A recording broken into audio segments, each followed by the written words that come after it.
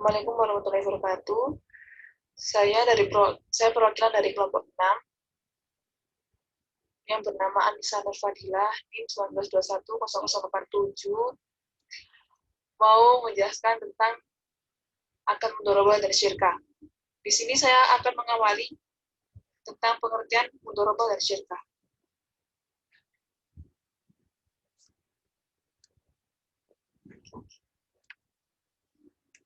Pengertian mudharabah secara etimologi mempunyai arti berjalan di atas bumi, atau yang lebih kita kenal dengan bepergian. Sedangkan secara terminologi, mudharabah sendiri adalah sebuah bentuk kontrak perjanjian yang dilakukan antar si pemilik modal usaha, sohibul mal, dengan si pengelola modal atau mudharib tersebut, yang mana modal itu digunakan untuk kepentingan bersama. Sedangkan untuk keuntungannya menjadi milik bersama dan dibagi rata sesuai kesepakatan antar keduanya. Yang selanjutnya, pengertian syirkah. Secara syirkah atau musyarakah secara etimologi berasal dari bahasa Arab syaraka yashraku yang memiliki arti bersekutu atau berserikat. Adapun maksud dari bersekutu berserikat di sini ialah percampuran atau al-ikhtilat antar dua harta usaha atau modal usaha atau lebih, sehingga dari kedua harta tersebut sulit dibedakan antar keduanya. Sedangkan menurut Said Sabiq, yang dimaksud dengan akad syirkah itu adalah akad yang dilakukan antar dua orang atau lebih, yang mana mereka berserikat dalam hal modal dan keuntungan. Nah, kesimpulan dari beberapa pengertian di atas tadi dapat kita ketahui bahwa syirkah itu memang memiliki beragam pengertian, tetapi tetap saja memiliki makna yang sama, yaitu kerjasama antara dua orang atau lebih dalam suatu bidang usaha yang mana keuntungan dan kerugiannya ditanggung bersama. Yang selanjutnya, dasar hukum. Yang pertama ada dasar hukum melakukan mudharabah. Dasar hukum akad mudharabah yang pertama itu berasal dari Al-Quran. Meskipun di dalam Al-Quran itu sendiri tidak begitu disebutkan dengan jelas tentang mudharabahnya. Itu, dan bukan berarti tidak ada ayat yang menjelaskan tentang kebolehan melakukan akad mudharabah tersebut. Tetapi memang ada beberapa ayat-ayat Al-Quran yang menjelaskan, hanya saja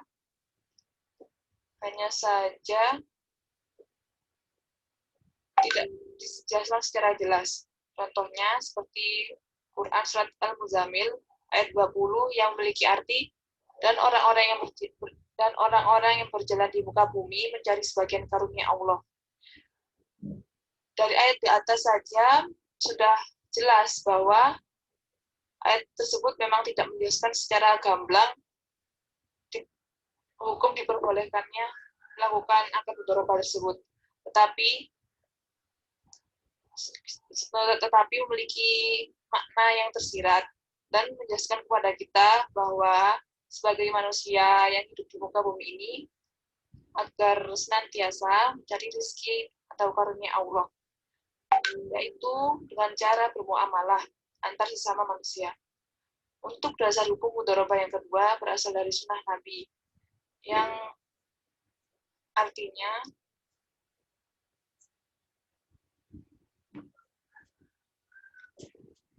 hadis dari Hasan bin Ali Al-Khalal, hadis dari Bashar bin Sabit Al-Bazar, hadis dari Nasir bin Al-Qasim, dari Abdurrahman bin Daud, dari Shalih bin Suhaib, dari ayahnya, berkata Rasulullah SAW bersabda, tiga hal yang di dalamnya ada berkah, jual beli yang timbulnya tertentu, muqorodah, itu nama lain dari mudharabah. Yang ketiga, mencampur antara bur dengan syair untuk rumah tangga, bukan untuk dijual. Hadis riwayat Ibnu Majah Al-Busnami 768. Yang selanjutnya adalah dasar hukum syirkah. Dasar hukum melakukan syirkah ini adalah mubah atau boleh. Hal ini berdasarkan biarkannya praktek syirkah oleh Rasul Shallallahu Alaihi Wasallam saat itu, yang mana pada saat itu dilakukan, yang mana pada saat itu banyak dilakukan oleh masyarakat Islam. Sedangkan untuk dalil Al-Quran dan hadis yang menerangkan tentang akad syirkah ini antara lain seperti Quran Surat Shad ayat 24, yang artinya sesungguhnya kebanyakan dari orang-orang bersyirkah itu sebagian mereka berbuat zalim terhadap sebagian yang lain, kecuali orang yang beriman dan mengerjakan amal soleh. Sedangkan Imam Bukhari meriwayatkan, ini untuk yang hadisnya ya, bahwa Abu Manhal pernah mengatakan, aku dan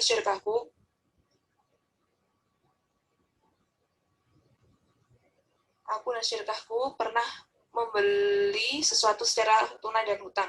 Kemudian kami didatangi oleh Barok bin Azib. Kami lalu bertanya kepadanya. Ia menjawab, aku dan Zaid bin Arqam juga mempraktikkan hal yang demikian. Selanjutnya kami bertanya kepada Nabi SAW tentang tindakan kami tersebut. Beliau menjawab, barang yang diperoleh secara tunai silakan kalian ambil, sedangkan yang diperoleh secara hutang silakan kalian kembalikan. Hadis riwayat Bukhari. Demikian yang dapat saya sampaikan. Untuk materi selanjutnya akan disampaikan oleh teman saya. Assalamualaikum warahmatullahi wabarakatuh. Perkenalkan, nama saya Isnani Afifah, NIM 192101. Di sini saya akan menjelaskan mengenai syarat dan rukun mudharabah. Yang pertama yakni rukun mudharabah ada 4. Yang pertama yakni pemilik modal ataupun pelaksana usaha. Yang kedua, modal atau objek dari mudharabah tersebut. Yang ketiga, ijab kabul atau persetujuan antara kedua belah pihak. Dan yang keempat adalah nisbah atau keuntungan. Kemudian syarat mudharabah. Yang pertama, adanya pemilik modal dan pengelola dana yang sudah baik dan berakal sehat. Yang kedua, adanya modal yang diserahkan dalam bentuk yang jelas, bukan berupa hutang. Modal tersebut dapat berupa tunai ataupun aset yang lainnya. Yang ketiga, terjadi ijab kabul yang menunjukkan persetujuan kedua belah pihak antara yang menanam modal dengan orang yang mengelola modal tersebut. Yang keempat, nisbah dibuat oleh kedua belah pihak harus dengan pembagian yang adil dan jelas. Jika di kemudian hari terjadi perubahan nisbah, maka hal tersebut harus dengan persetujuan antara kedua belah pihak. Kemudian yang terakhir, masing-masing pihak harus memenuhi persyaratan kecakapan wakalah. Kemudian yang selanjutnya syarat dan rukun syirkah. Yang pertama, rukun syirkah. Rukun syirkah ada 3, yakni yang pertama ada siwat atau ijab kabul atau lafaz akad. Yang kedua, adanya orang yang berakad. Syaratnya kedua orang tersebut harus mempunyai keahlian atau kecakapan dalam melakukan tasarruf atau pengelolaan harta. Yang ketiga, adanya objek akad. Kemudian syarat syirkah. Syarat syirkah sendiri ada 3, ini syarat lafaz, syarat anggota, dan syarat modal. Syarat lafaz yaitu kalimat akad. Kalimat akad yang diucapkan kedua belah pihak haruslah mengandung izin untuk menjalankan barang perserikatan. Syarat yang kedua yakni syarat menjadi anggota perserikatan. Syaratnya ada 3, yakni berakal, balik, dan merdeka. Kemudian yang terakhir syarat modal. Syaratnya ada 2, yakni modal tersebut hendaknya berupa uang atau barang yang dapat ditimbang atau ditakar. Yang kedua barang tersebut hendaknya dicampurkan sebelum akad sehingga antara kedua barang tersebut tidak dapat dibedakan lagi. Demikian penjelasan dari saya.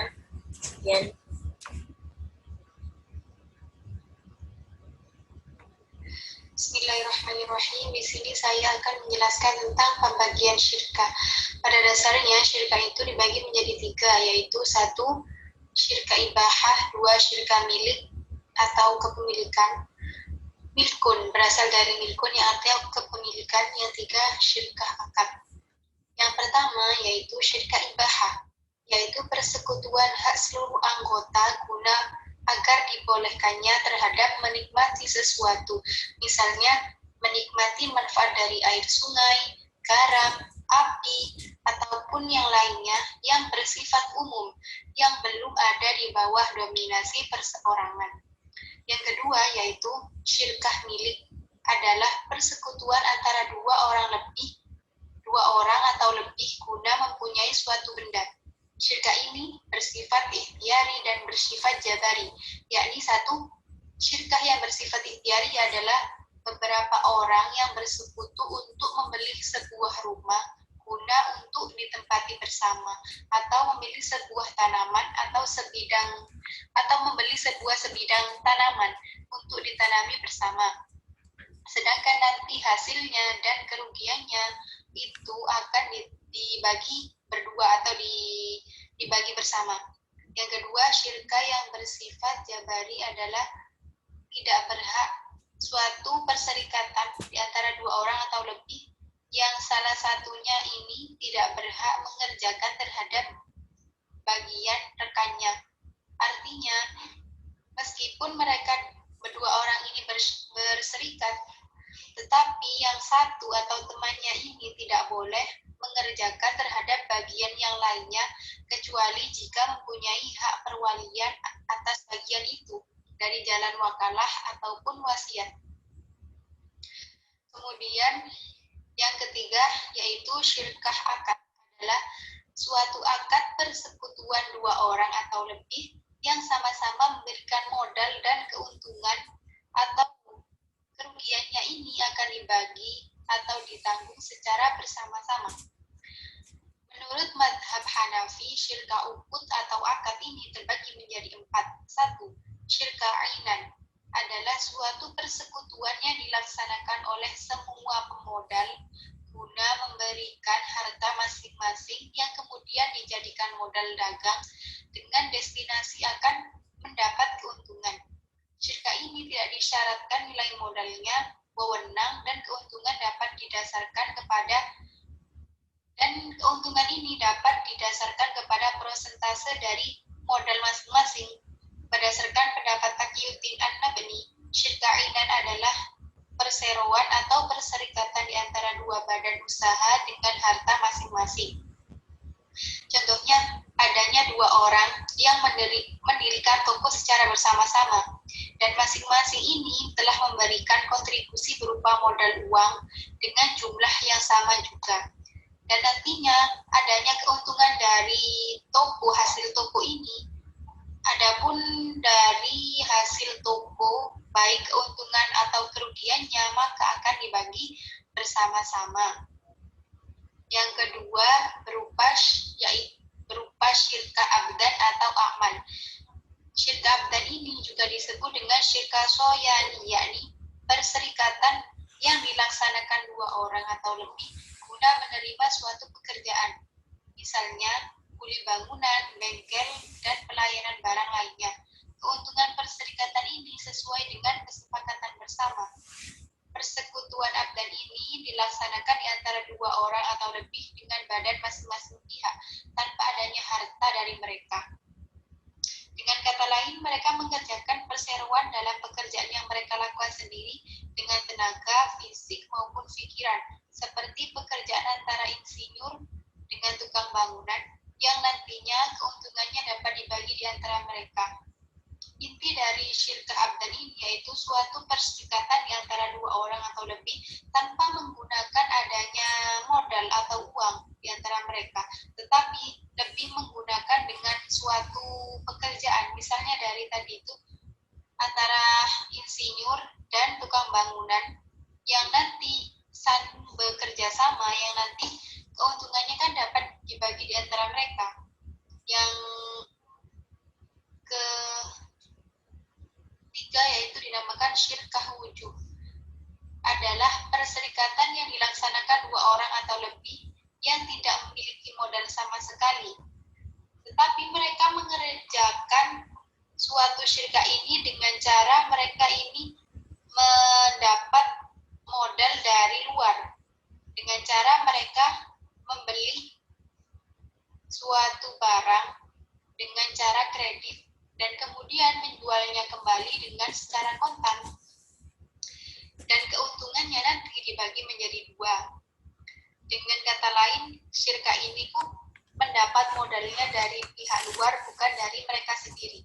Contohnya adanya dua orang yang mengambil sepeda secara kredit kepada seorang distributor, lalu mereka menjualnya lagi dan menjualnya lagi secara kontan dan membagi keuntungannya ini 50%. Sedangkan harga pokoknya dikembalikan kepada distributor yang tadi itu. Yang keempat dinamakan syirkah muwafadhah, adalah perserikatan antara dua orang atau lebih dengan menggabungkan semua jenis syirkah yang ada. Sedangkan keuntungannya nanti dibagi sesuai dengan kesepakatan dan kerugiannya ini ditanggung sesuai dengan jenis syirkahnya. Contohnya, seorang investor itu melakukan syirkah mudabaroh dengan dua orang desainer untuk suatu usaha di dalam usaha fashion. Nah, dari dua orang desainer ini ternyata juga melakukan syirkah abadan untuk mengerjakan proyek dari seorang investor tadi, yaitu untuk mengerjakan usaha fashion tadi. Dan dari mereka maksudnya dua orang desainer ini ternyata juga melakukan syirkah dengan seorang pemilik toko busana atau butik. Jadi di sini seorang investor dan dua desainer ini bukan hanya melakukan syirkah muwafadhah, tetapi juga melakukan syirkah abadan dan syirkah lainnya. Kemudian pembagian dari mudharabah.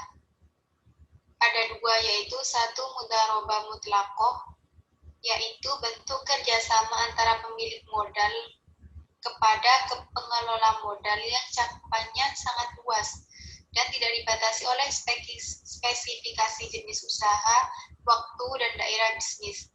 Dalam bahasan fikih ulama salaf dicontohkan dengan ungkapan if'al ma syi'tah, lakukanlah dengan sesukamu, dari pemilik modal kepada pengelola modal yang memberikan modal yang sangat besar. Di dalam mudzabaroh mutlaqah ini, seorang pemilik modal tidak memberikan batas waktu ataupun batasan waktu jenis usaha kepada pengelola modal. Pengelola modal ini diberikan kebebasan untuk mengerjakan jenis usaha tersebut. Kemudian nomor 2 ini dinamakan mudzabaroh muqayyad atau mudzabaroh terikat, yakni menjadi kebalikan dari mudzabaroh mutlaqah. Artinya seorang pengelola modal ini dibatasi dengan jenis batas usaha, waktu, ataupun tempat usaha. Jadi seorang pengelola modal ini tidak bebas melaksanakan atau mengelola usahanya ini karena dibatasi oleh si pemilik modal. Sekian dari penjelasan saya yang akan dilanjut.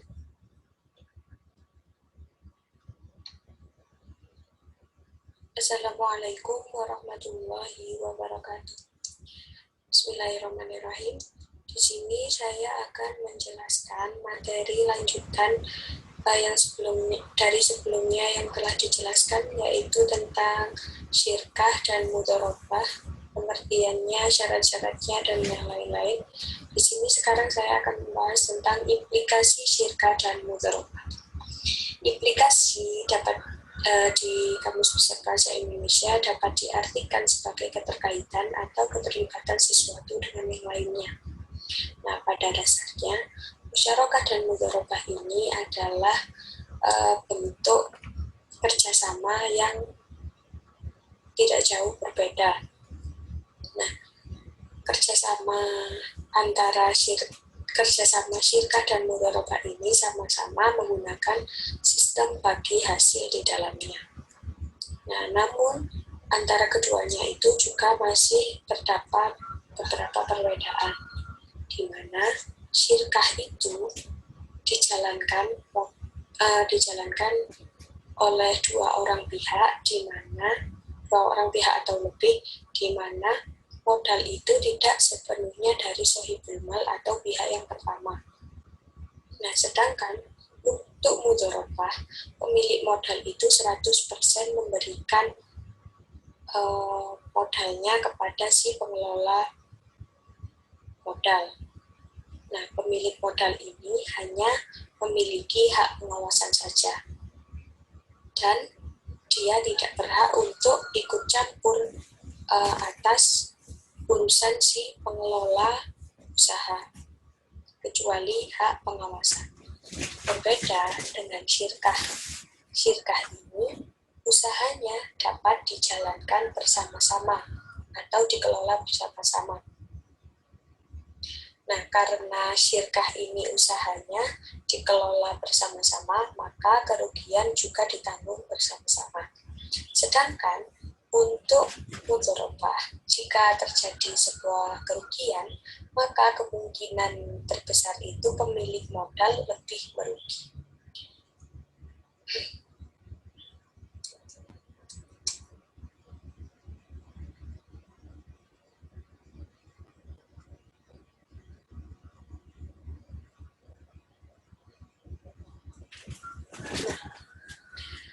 Untuk implementasi musyarakah dan mudharabah. Implementasi musyarakah dan mudharabah ini banyak diimplementasikan di bank-bank syariah.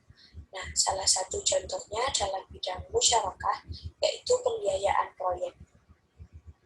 Nah, penerapan musyarakah biasa diterapkan dalam dunia perbankan Islam, di mana bank dan nasabah membiayai suatu proyek, dan ketika proyek itu sudah selesai, maka nasabah mengembalikan dana dan bagi hasil yang telah disepakati pada kontrak sebelumnya. Nah, untuk mudharabah, contohnya pembiayaan mudharabah oleh bank syariah. Jadi banknya itu memberikan modal kepada seseorang yang mengajukan. Nah, misalnya Anto ingin memulai sebuah bisnis, dia mengajukan pembiayaan dengan modal jaminan tanah 200 meter persegi. Lalu, bank menyepakati dengan sistem kesepakatan nisbah 50/50. Maka setiap bulan Anto harus melaporkan hasil laba dan rugi dalam bisnisnya dan membangun kesepakatan apakah modal itu dikembalikan saat di akhir kontrak, saat kontraknya sudah selesai, atau dicicil. Untuk selanjutnya, berakhirnya mudharabah dan musyarakah. Mudharabah dan musyarakah ini sebelum dia berakhir, maka harus ditetapkan dulu. Saat kontrak, itu harus ada kesepakatan bagi hasilnya seperti apa. Nah, sebelum berakhir, itu kan harus ada ketentuan bagi hasilnya itu seperti apa. Nah, ketentuannya adalah sebagai berikut. Nisbah mudharabah. Nisbah mudharabah diantaranya apabila saat terakhir modal utuh namun tidak ada untung, maka modal dikembalikan sepenuhnya ke pemiliknya. Yang kedua, apabila ada keuntungan yang didapat, maka dibagi sesuai yang disepakati dalam kontrak yang awal itu dibuat. Jadi misalnya baginya itu 50-50 atau 60-40, itu dibagi saat akan berakhir itu dibagi sesuai kesepakatan di awal. Nah, untuk yang ketiga, apabila berhenti dan untungnya berbentuk barang, maka barang dijual dan uangnya dibagi. Nah, jika kita keuntungannya itu berbentuk barang, maka barangnya itu dijual, itu juga diperbolehkan dalam nisbah mudharabah.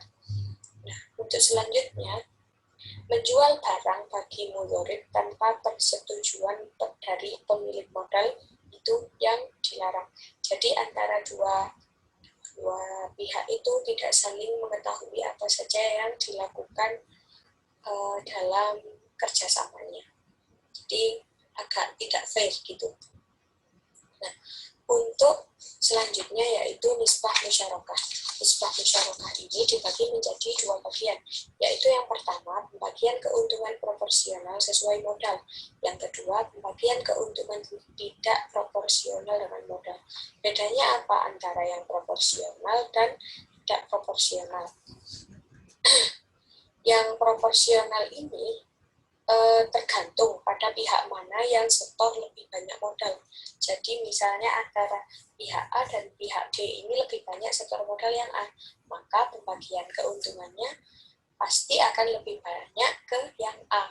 Sedangkan untuk pembagian keuntungan tidak proporsional dengan modal, itu tergantung pada setor modal, kemampuan, waktu kerja, tanggung jawab, dan pengalaman, ataupun yang lain-lainnya yang menunjang kerjasama itu memperoleh keuntungan. Begitu.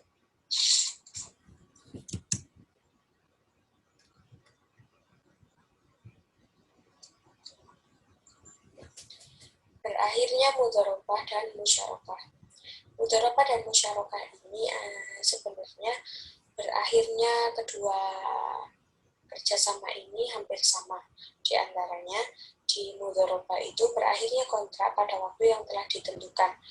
Jadi di kontrak awal itu disepakati sampai kapan kita akan bekerja sama gitu. Terus yang kedua, salah satu pihak memutuskan diri. Yang ketiga, salah satu pihak meninggal dunia. Yang keempat, pengelola tidak menjalankan kontrak dengan baik. Nah, tidak menjalankan kontrak dengan baik ini bisa jadi karena yang salah satu pihaknya ini kurang bertanggung jawab, bisa jadi karena gila atau yang lain. Nah, kalau orang yang sudah gila itu kan tidak memiliki kemampuan untuk menjalankan kerjasama, maka ditakutkan di antara keduanya itu akan menimbulkan kerugian gitu. Terus yang terakhir, modal sudah tidak ada. Yang selanjutnya, musyarakah ini juga sama. Salah satu pihak mengundurkan diri, salah satu pihak kehilangan kecakapan, salah satu pihak meninggal dunia, dan salah satu pihak bangkrut, dan dan modal lenyap sebelum dibelanjakan.